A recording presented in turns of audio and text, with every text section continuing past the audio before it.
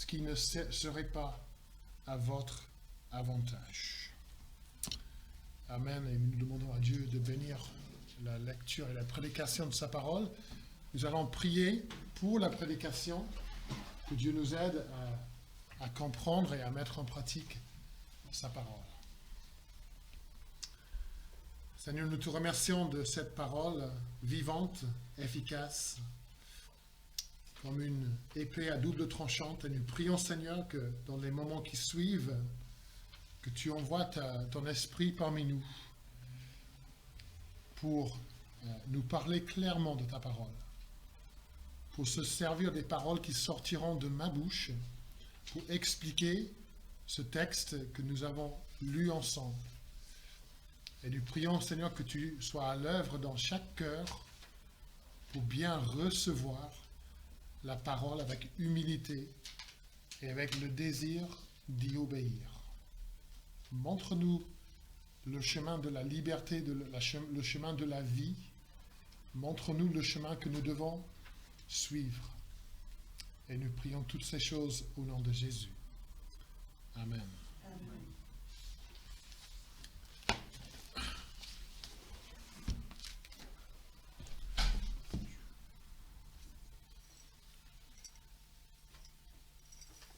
Nous avons passé plusieurs semaines à méditer ensemble le thème des anciens.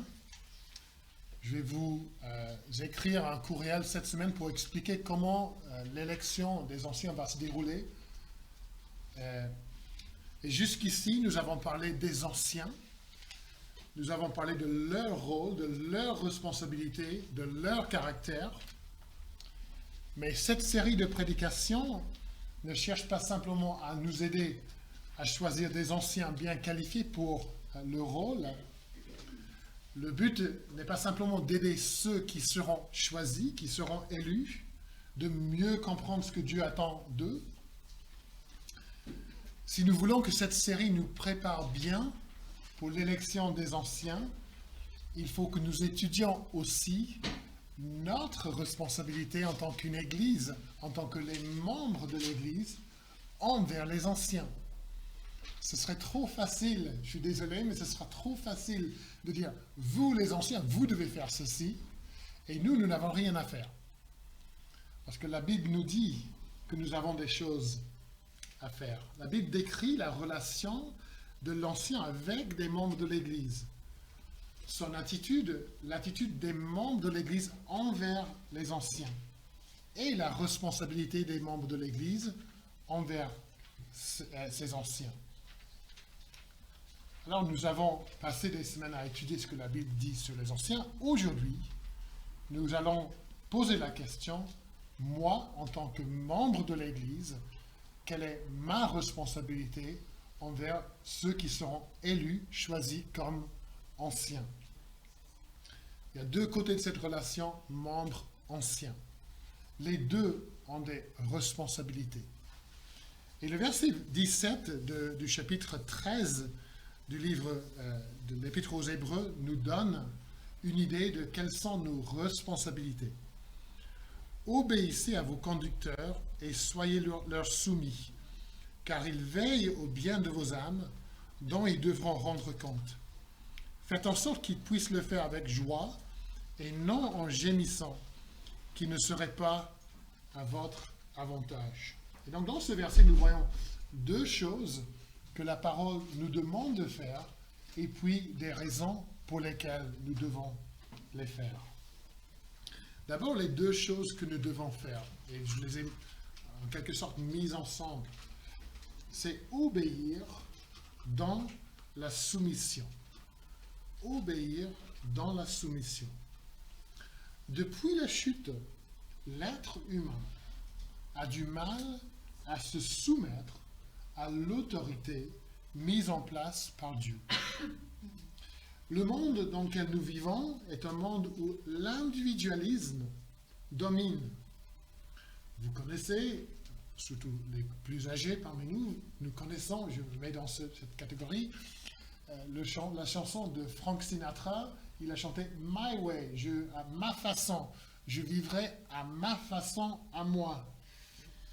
l'autorité dans la société, à l'école, dans la famille, dans l'Église, nous avons tendance à réagir contre cette autorité.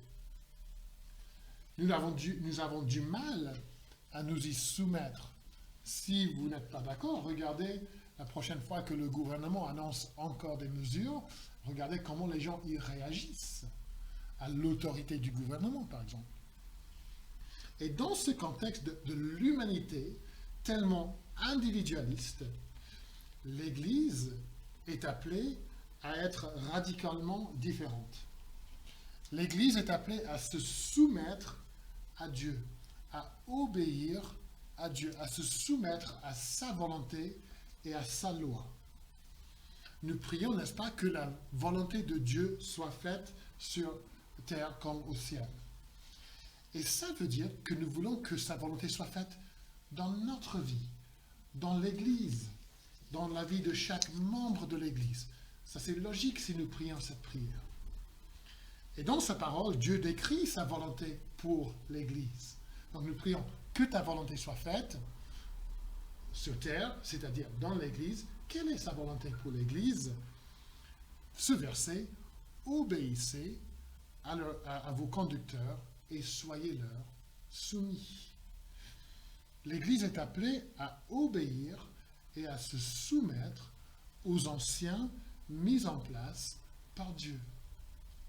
Voici ce que Dieu demande de nous dans l'Église.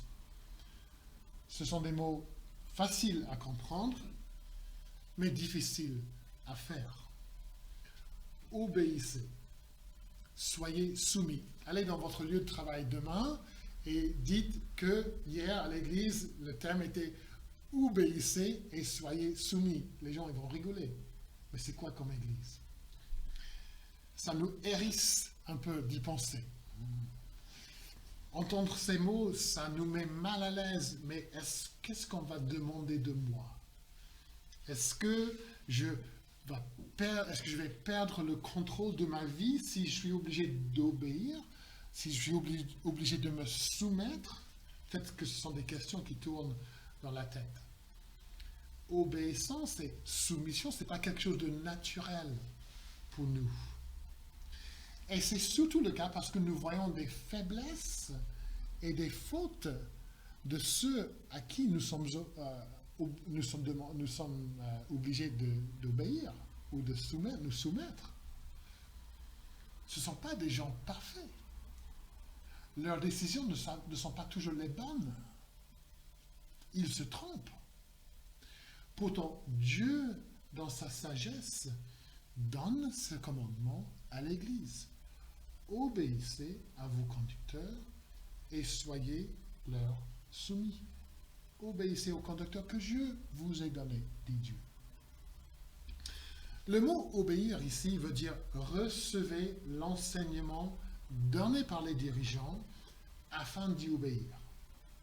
Persuadés de la vérité qui vous présente, obéissez-y. C'est le rôle, nous l'avons déjà vu, de l'ancien d'expliquer la parole de Dieu, de montrer clairement la volonté de Dieu depuis les Écritures. Et puisqu'il fait ça, nous y obéissons. Non pas parce que c'est son avis ou parce que c'est un ancien qui a un caractère charismatique, mais parce qu'il nous présente la vérité de la parole de Dieu. Il exhorte selon la saine doctrine. Et le mot être soumis ou soyez soumis, ça c'est un peu différent. Parce que dans l'original, c'est un mot qui décrit l'attitude d'un soldat vis-à-vis de son commandant. Il fait tout ce que son commandant lui demande de faire à cause de l'autorité qui vient de la fonction du commandant. Non, pas de l'homme lui-même, mais de la fonction, de l'autorité qu'il a. Et l'autorité de l'ancien ne vient pas de lui-même, ça vient de la fonction qu'il occupe, déléguée par Dieu. Son autorité vient du poste que Dieu lui a confié. C'est Dieu qui revêtit l'ancien de l'autorité de Dieu pour diriger le peuple de Dieu.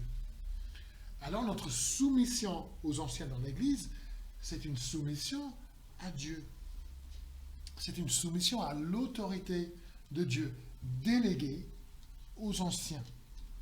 Nous voyons cette idée dans Éphésiens 6, où il y a soumission à une autorité donnée par Dieu, mise en place par Dieu.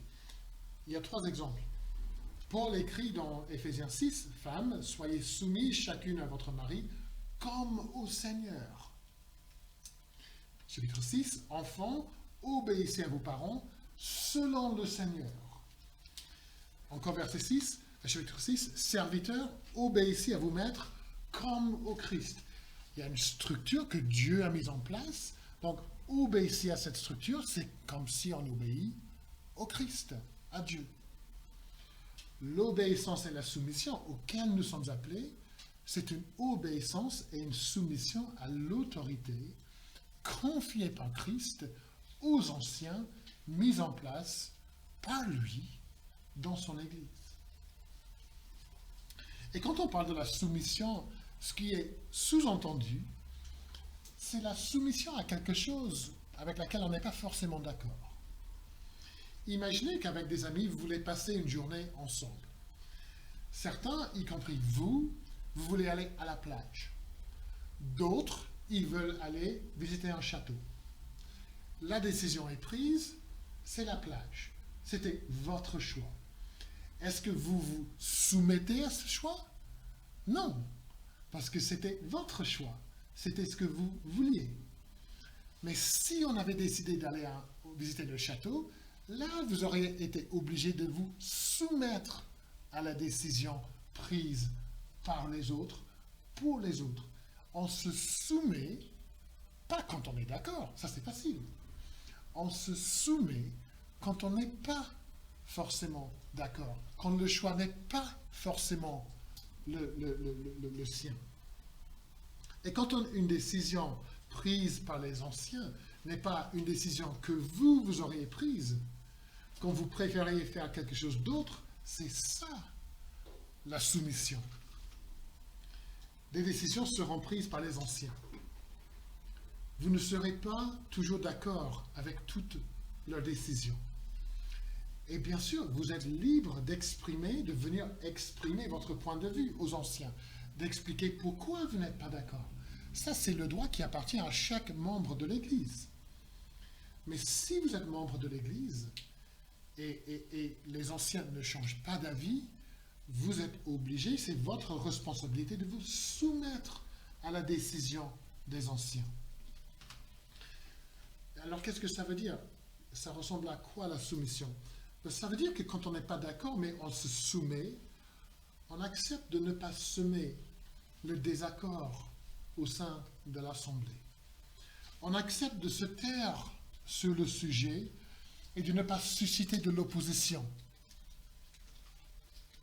On a vu ça il y a quelques semaines avec des plaintes qui étaient portées contre les apôtres, les murmures contre les apôtres dans Acte 6. Si vous avez un sujet de plainte, si vous n'êtes pas d'accord, allez en parler avec les anciens. Peut-être qu'ils changeront d'avis. Mais en allant vous plaindre aux anciens, vous devez être prêt à vous soumettre à la décision qu'ils ont prise. Sauf si jamais les anciens vous demandent de faire quelque chose qui est contre la parole de Dieu. Et dans ce cas-là, il ne faut pas vous soumettre à ce qu'ils disent, parce qu'il faut obéir à Dieu plutôt qu'aux hommes. Mais dans une église dirigée par des anciens, mise en position par l'autorité de Dieu, les membres de l'église acceptent de se soumettre à l'autorité de l'église. Et ce qui est vrai pour les membres de l'église est vrai également pour les anciens. Il y aura des moments au sein du conseil des anciens, s'il y a une pluralité d'anciens, où il n'y aura pas forcément un accord sur un sujet quelconque. Mais les anciens, eux aussi, doivent accepter de se soumettre à la décision prise par la majorité des anciens. Ils doivent soutenir la décision. Il ne faut pas que l'ancien murmure à d'autres membres de l'Église. « Ah, moi, je ne voulais même pas faire ça. Hein. Vous voyez ce qu'ils ont décidé de faire? C'était pas mon choix. Je veux que tout le monde sache. » Non, on se soumet à l'autorité des anciens. Et dans le règlement intérieur de l'Église, de notre Église, dans la section sur les termes d'appartenance à l'Église, nous lisons: chaque membre accepte volontiers et avec joie la responsabilité et le privilège de se soumettre dans le Seigneur à l'enseignement et au gouvernement de l'Église. Peut-être que vous dites, parler comme ça de la soumission, de l'obéissance, ça, j'aime pas trop ça. Mais imaginez une église où les membres refusent de se soumettre à l'autorité des anciens, où ils refusent de se soumettre aux décisions prises par le Conseil des anciens, où ils sont constamment en train de saper publiquement l'autorité des anciens. Ils ne font que des choses avec lesquelles ils sont d'accord. Ce serait un véritable cirque. Imaginez une entreprise comme ça, imaginez une famille comme ça, imaginez une école, imaginez une armée comme ça. Ça ne fonctionne pas. Ce serait la guerre entre les membres de l'Église.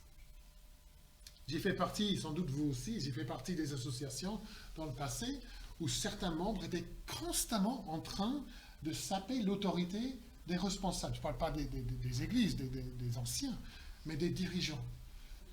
Ah, mais pourquoi ils ont choisi ça? Pourquoi ils ont dit ça? Pourquoi ils ne veulent pas faire ça? Et ça sème le désaccord dans l'association. J'ai travaillé dans une école où parmi les enseignants, il y avait toujours celles et ceux qui disaient « Non, mais la direction de l'école, pourquoi ils ont fait ça ?» Et vous voyez l'ambiance que ça crée dans l'école, où ça peut être pareil dans l'église. La tentation pour le peuple de Dieu, c'est de faire pareil. La tentation pour les membres de n'importe quelle église, c'est de ne suivre les anciens que quand ils sont d'accord. D'obéir quand cela leur convient. Mais si les membres ne sont pas d'accord, bon, ils vont le dire, ils vont rester chez eux, ils vont pas participer à la vie de l'Église. Ils n'obéissent que quand la décision des anciens leur plaît.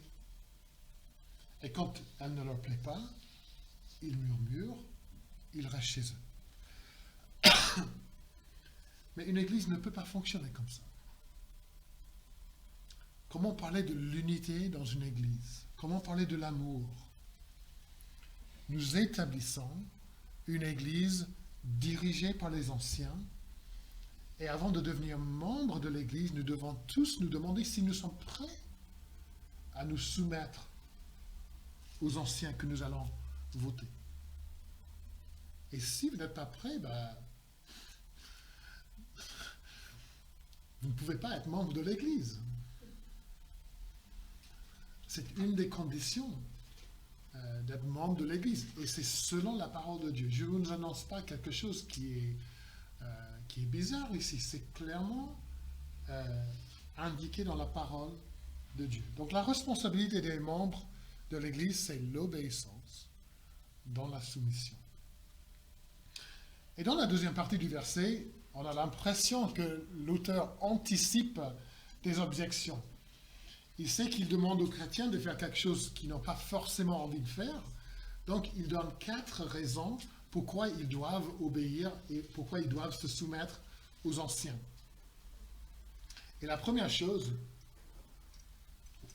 que nous voyons dans le verset 17, c'est le travail des anciens. L'auteur, je suis toujours tenté de dire Paul, mais on ne sait pas si c'est Paul. L'auteur de l'épître, il fait son commandement, obéissez, soyez leur soumis, car il donne des raisons. Et la première chose, car il veille au bien de vos âmes. Les anciens veillent à votre santé spirituelle, à votre âme. Ils se soucient de votre âme. Voilà pourquoi vous leur obéissez. Voilà pourquoi vous vous soumettez aux anciens. Beaucoup d'entre nous, nous avons été suivis par un médecin. Pour certains, il s'agit d'une spécialiste. Et le médecin a la responsabilité de veiller au bien de votre corps. C'est sa responsabilité, c'est sa tâche principale.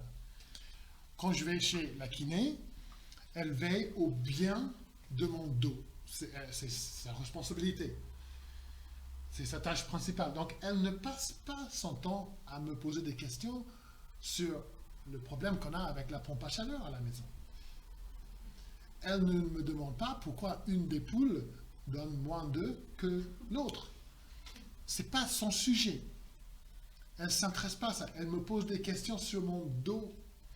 Elle m'aide, elle cherche à régler les problèmes de dos. Pas des problèmes de pompe à chaleur, d'autres problèmes. Mais principalement, des fois, on va parler de ces choses. Mais principalement, elle s'occupe de mon dos. Elle me donne des exercices et j'accepte de les faire, même si les exercices me font mal, parce que je sais qu'elle se soucie de ma santé, elle se soucie de mon dos. Et c'est pour ça que j'accepte de faire ce qu'elle me demande de faire, même si ça fait mal. Et c'est exactement la même chose pour les anciens. L'ancien veille au bien des âmes du troupeau. Dieu met en place des anciens dont la responsabilité principale est de veiller à votre âme, veiller à votre bien-être spirituel. C'est leur responsabilité d'abord et avant tout. C'est leur tâche principale. Donc, aux réunions du Conseil des Anciens, qu'est-ce qui va se passer? Les anciens vont prier pour vous. Ils vont discuter comment pourvoir à vos besoins spirituels, comment vous nourrir, comment vous aider à grandir dans la foi, comment vous aider à vous épanouir dans la foi, à devenir plus mûr. Ça, c'est leur tâche principale. Peut-être qu'ils vont parler du problème de toit que vous avez à la maison ou du problème de la voiture, mais ce sera après avoir fait la tâche principale que Dieu leur a donnée. Puisque nos anciens veillent au bien de votre âme, ils vous parleront, pas simplement du temps, pas simplement du boulot, mais aussi de votre âme, de votre relation avec Dieu, de votre santé spirituelle. Ce verbe « veiller » veut dire littéralement « passer des nuits blanches ». Et oui, des fois, à cause de leurs soucis spirituels pour les brebis du troupeau, nos anciens passeront des nuits blanches. L'image ici, c'est d'une sentinelle qui veille à la sécurité de la ville. Et c'est une des responsabilités, n'est-ce pas, nous avons vu ça, des anciens, de veiller, de protéger des brebis des dangers spirituels. Peut-être l'image ici, c'est des anciens qui prient, c'est pour ça qu'ils veillent, ils passent des nuits blanches. Et une des responsabilités des anciens que vous allez choisir dans quelques semaines, ce sera de prier pour vous. Lors des réunions des anciens, une bonne partie du temps sera passée dans la prière. Et voilà la raison donnée pour laquelle nous obéissons et nous nous soumettons. La deuxième raison donnée, c'est la responsabilité des anciens. Lisez un peu plus loin dans ce verset. Car ils veillent au bien de vos âmes, dont ils devront rendre compte. Les anciens que vous allez choisir dans quelques semaines, s'ils acceptent d'assumer cette énorme responsabilité, il faut qu'ils comprennent qu'un jour, ils rendront compte à Dieu de leur travail. Ils rendront compte à Dieu de comment ils ont pris soin des brebis. Avez-vous bien veillé? Avez-vous prié? Avez-vous protégé et nourri mes brebis? Êtes-vous parti chercher les brebis égarées? Mon fils est mort pour ses brebis. Il a versé son sang, dira Dieu, pour les racheter. Je vous ai confié mon Église, mon troupeau, mes enfants. Avez-vous pris bien soin d'eux? Est-ce que vous les avez aimés comme moi je les aime, comme mon Fils les a aimés. Les hommes que vous choisissez comme anciens, ils se tiendront devant Dieu, le grand berger du troupeau.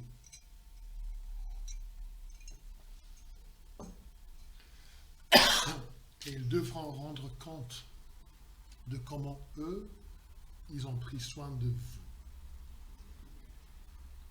C'est une responsabilité très, très lourde.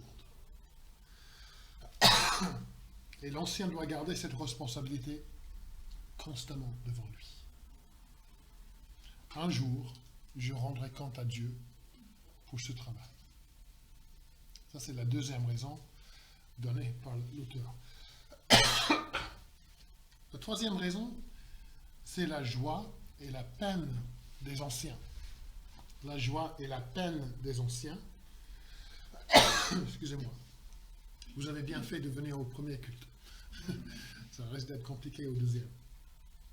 Notre verset dit, « Faites en sorte qu'ils puissent le faire avec joie et non en gémissant. » Le travail de l'ancien peut être une des responsabilités, un des travaux les plus satisfaisantes et joyeuses qu'on puisse imaginer. L'ancien peut connaître une immense joie, en voyant les membres de l'Église grandir dans leur foi, en voyant Dieu à l'œuvre dans la vie des brebis, en voyant la conversion des gens, en voyant les jeunes de l'Église se convertir, venir à la foi en Christ pour eux-mêmes. C'est une immense joie d'entendre les membres de l'Église participer à une étude biblique, participer à une réunion de prière. C'est une immense joie de les voir servir, se servir les uns les autres, de voir une vraie soif pour la parole et pour la prière.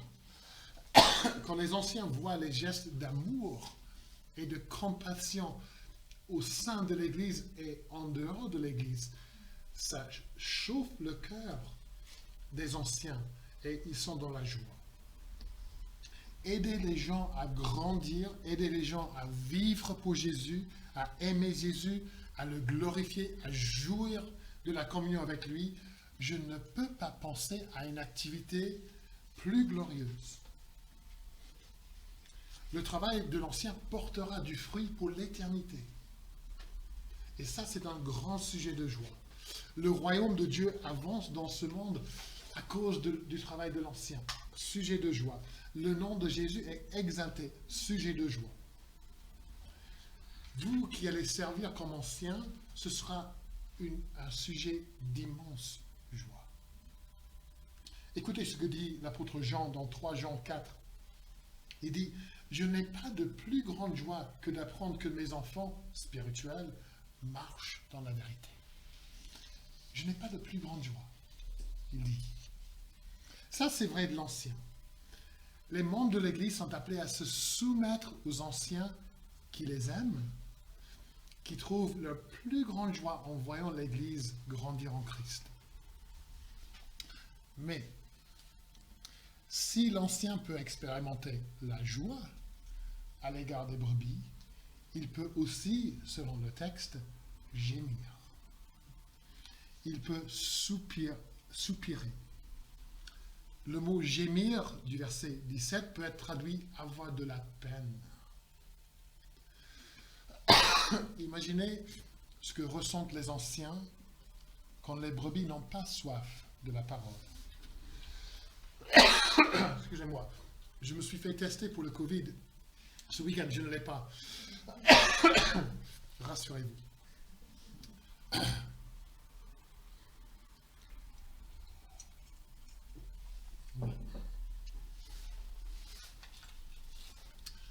Excusez-moi. Je dois...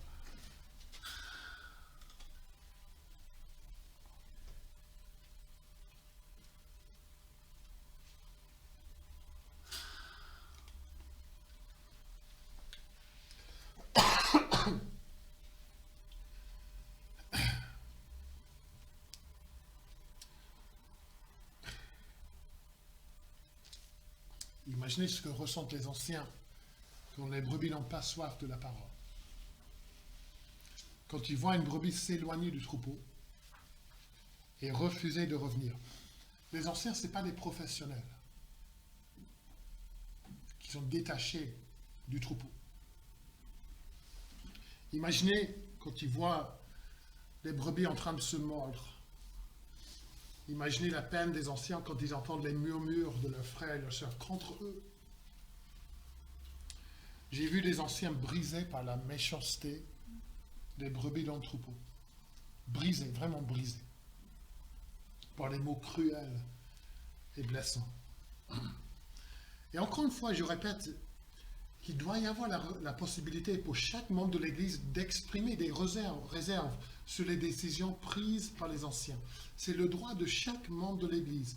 N'importe quel membre a le droit de ne pas être d'accord. N'importe qui peut présenter ses réserves aux anciens. Ils vont écouter.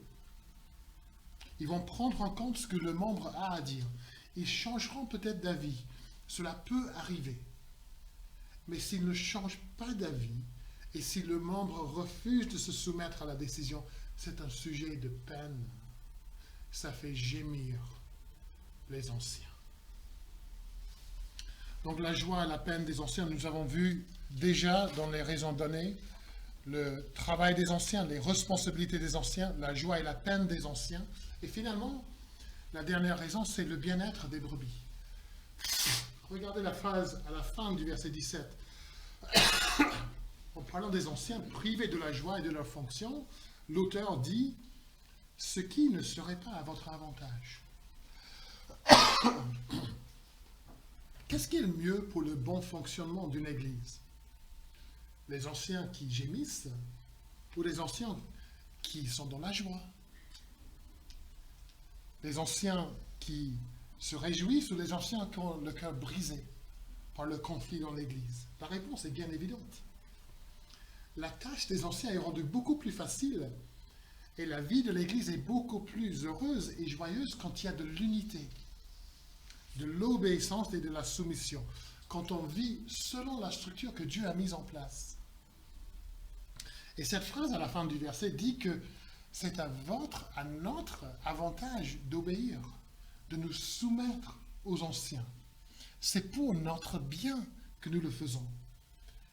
Si nous avons des anciens qui ont les qualités que nous avons vues dimanche dernier et qui assument les responsabilités que nous avons vues il y a 2 semaines, qui veillent au bien de votre âme, qui savent qu'ils rendront compte à Dieu, des anciens qui vous aiment, si vous ne les écoutez pas, si vous n'obéissez pas à leur direction, la personne qui souffre le plus, c'est vous. Si nous rejetons l'œuvre des hommes donnée par Dieu pour notre bien-être spirituel, nous faisons mal à nous-mêmes. Dieu dit que nous avons besoin d'anciens pour notre bien. Allons-nous dire à Dieu qu'il a tort? On obéit, on se soumet aux anciens à cause de leur travail, à cause de leur responsabilité, à cause de leur joie et leur peine, et parce que c'est pour notre bien. Dieu demande à ses brebis, à vous, à moi, au sein de l'Église, d'obéir et de nous soumettre aux anciens. Il nous demande de le faire afin de donner de la joie aux autres. Il dit, obéissez, soumettez-vous afin de donner la joie aux autres.